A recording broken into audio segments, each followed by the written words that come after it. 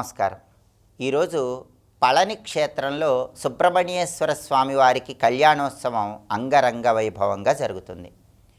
పళని క్షేత్ర వైభవాన్ని మనం పరిశీలించినట్లయితే తమిళనాడులో ఉన్నటువంటి 6 ప్రసిద్ధ సుబ్రహ్మణ్య క్షేత్రాలలో పళని క్షేత్రానికి ప్రత్యేకమైన ప్రాధాన్యత ఉంది. ఈ పళని క్షేత్రంలో సుబ్రహ్మణ్యేశ్వర స్వామి చిన్న బాలుడి రూపంలో చేతిలో వేలనే ఆయుధాన్ని ధరించి ఉంటాడు. అందుకే ఆయన్ని దండాయుధపాణి అనే పేరుతో పిలుస్తారు. ఒకసారి నారద మహర్షి పార్వతీ పరమేశ్వరుల దర్శనం కోసం కైలాసానికి వచ్చినప్పుడు పార్వతీ పరమేశ్వరులకు ఒక పండు ఇస్తాడు. ఈ పండు ఎవరైనా మీ 2 కుమారులలో ఎవరైతే మీకు ప్రీతిపాత్రమో వాళ్ళకిమ్మని చెప్తాడు. అప్పుడు పార్వతీ పరమేశ్వరులు ముల్లోకాలను ఎవరైతే ముందుగా చుట్టి వస్తారో వాళ్ళకి పండిస్తానని పలికితే సుబ్రహ్మణ్య స్వామి నెమలి వాహనం మీద ముల్లోకాలు చుట్టి రావడానికి వెళితే గణపతి మాత్రం పార్వతీ పరమేశ్వరులకు 3 సార్లు ప్రదక్షిణ చేసి ముల్లోకాలు తిరిగి వచ్చిన ఫలితాన్ని పొందితే ఆ పండు పార్వతీ పరమేశ్వరులు గణపతికి ఇస్తారు.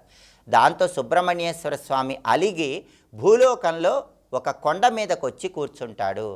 అలా సుబ్రహ్మణ్యేశ్వర స్వామి పార్వతీ పరమేశ్వరుల మీద అలిగి భూలోకంలో ఒక కొండ మీద కూర్చున్న ప్రదేశమే పళని క్షేత్రము అని స్థల పురాణం మనకు తెలియజేస్తుంది. పళని అంటే పండు అనే అర్థం ఉంది, పళని అంటే ఫలం అనే అర్థం ఉంది. అప్పుడు పార్వతీ పరమేశ్వరులు ఇక్కడ కొండ మీద ఉన్న సుబ్రహ్మణ్య స్వామి దగ్గరకు వచ్చి, కుమారా నీవే ఒక పెద్ద ఫలానివి, నీవే పళని అని పలుకుతారు. దానికి కారణం ఏంటంటే బ్రహ్మజ్ఞానాన్ని ఒక పండుగ భావిస్తే సుబ్రహ్మణ్య స్వామి బ్రహ్మజ్ఞాని, నీవే బ్రహ్మజ్ఞాన స్వరూపానివి, నీవే ఒక పండువి, నీకు పండెందుకు అని పార్వతీ పరమేశ్వరులు సుబ్రహ్మణ్య స్వామిని బుజ్జగిస్తారు. ఈ క్రమంలో సుబ్రహ్మణ్య స్వామి చిన్న బాలుడి రూపంలో ఏ కొండ మీదైతే ఉన్నాడో అదే పళని క్షేత్రంగా ప్రసిద్ధిగాంచింది. ఈ పళని క్షేత్రంలో సుబ్రహ్మణ్యేశ్వర స్వామి విగ్రహానికి ఒక ప్రత్యేకమైన శక్తి ఉంది. ఆ శక్తి ఏంటంటే ఆ విగ్రహం నవపాషాణం అనే పేరు కలిగిన శక్తివంతమైన శిలతో తయారు చేయబడింది. బహరుడు అనే పేరు కలిగిన సిద్ధుడు 6444 మూలికల రసాయనాన్ని రాసి నవపాషాణం అనేటటువంటి ఆ శక్తివంతమైన శిలతో తయారు చేసిన విగ్రహమే పళని క్షేత్రంలో ఉన్న సుబ్రహ్మణ్య స్వామి విగ్రహం.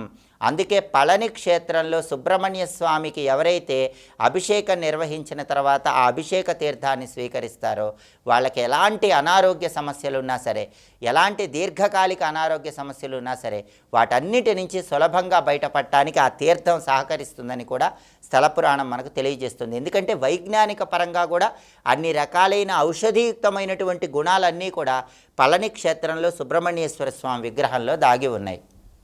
అలాగే పళని క్షేత్రంలో స్వామివారి అభిషేక ప్రియుడు. అందుకే బిగ్గరగా రుద్రాన్ని చదువుతూ పళని క్షేత్రంలో స్వామివారికి అభిషేకాన్ని నిర్వహిస్తారు. పళని క్షేత్రంలో స్వామివారిని దర్శనం చేసుకుంటే ఎటువంటి కాలసర్ప దోషాలు, రాహుకేతు దోషాలు, నాగదోషాలు, కుజదోషాలున్నా వాటి నుంచి బయటపడవచ్చు. విద్యార్థులకు జ్ఞానప్రాప్తిని కలిగింపజేసే స్వామి పళని క్షేత్రంలో సుబ్రహ్మణ్య స్వామి. మేధాశక్తి, పాండిత్యము, ప్రజ్ఞాపాఠవాలు ఇవన్నీ అనుగ్రహింపజేసే స్వామి పళని సుబ్రహ్మణ్య స్వామి. అంతటి శక్తివంతమైనటువంటి పళని క్షేత్రంలో సుబ్రహ్మణ్యేశ్వర స్వామి వారికి ఈరోజు కళ్యాణం జరుగుతోంది. కాబట్టి ఈ సందర్భంగా పళని క్షేత్రంలో సుబ్రహ్మణ్య స్వామిని దర్శనం చేసుకుంటే అద్భుత ఫలితాలు కలుగుతాయి. అలా దర్శనం చేసుకోవటం వీలు కాని వాళ్ళు దానికి ప్రత్యామ్నాయంగా ఇంట్లో దీపారాధన చేసిన తర్వాత సుబ్రహ్మణ్య స్వామికి సంబంధించిన ఒక శక్తివంతమైన మంత్రాన్ని 21 సార్లు పఠిస్తే పళని క్షేత్రంలో ఉన్న సుబ్రహ్మణ్యుడి సంపూర్ణమైన అనుగ్రహానికి ప్రతి ఒక్కరూ సులభంగా పాత్రులు కావచ్చు. ఆ శక్తివంతమైన సుబ్రహ్మణ్య మంత్రం ఏంటో ఇప్పుడు మనం చూద్దాం. ఓం తత్పురుషాయ విద్మహే మహాసేనాయ ధీమహి తన్నో షణ్ముఖః ప్రచోదయాత్. దీన్ని షణ్ముఖ గాయత్రి మంత్రం అనే పేరుతో పిలుస్తారు. ఇది చాలా శక్తివంతమైన మంత్రం. పళని సుబ్రహ్మణ్య స్వామి కళ్యాణం సందర్భంగా ఈ షణ్ముఖ గాయత్రి మంత్రాన్ని ఇంట్లో దీపారాధన చేశాక 21 సార్లు పఠించుకోండి. అదేవిధంగా ఓం దండాయుధ పాణయే నమః అనే మంత్రాన్ని కూడా 21 సార్లు చదువుకోండి. ఎందుకంటే ఈ క్షేత్రంలో ఆయన వేలనే ఆయుధాన్ని పట్టుకుని ఉంటాడు. అందుకే ఆయన్ని దండాయుధ పాణి అనే పేరుతో పిలుస్తారు. కాబట్టి పళని సుబ్రహ్మణ్య స్వామి కళ్యాణం సందర్భంగా ఇంట్లో దీపం పెట్టాక ఏ సుబ్రహ్మణ్య మంత్రాలు చదువుకుంటే అద్భుత ఫలితాలు కలుగుతాయి ఇంకొకసారి చూద్దాం మరి. ఓం తత్పురుషాయ విద్మహే మహాసేనాయ ధీమహి తన్నో షణ్ముఖ ప్రచోదయాత్. ఇది ఒక మంత్రం. ఓం దండాయుధ పాణయే నమః. ఇది రెండో మంత్రం. మంత్రజపం చేయండి. సుబ్రహ్మణ్య స్వామి అనుగ్రహానికి ప్రతి ఒక్కరూ కూడా సులభంగా పాత్రలు కండి. అలాగే ఈ రోజుతో వాస్తుకర్తరి సమాప్తమైపోతోంది. కాబట్టి ఈ రోజు నుంచి ఎవరైనా సరే ప్రధానంగా జల సంబంధమైనటువంటి భూ సంబంధమైనటువంటి కార్యక్రమాలు నిర్వహించుకోవచ్చు. స్వస్తి.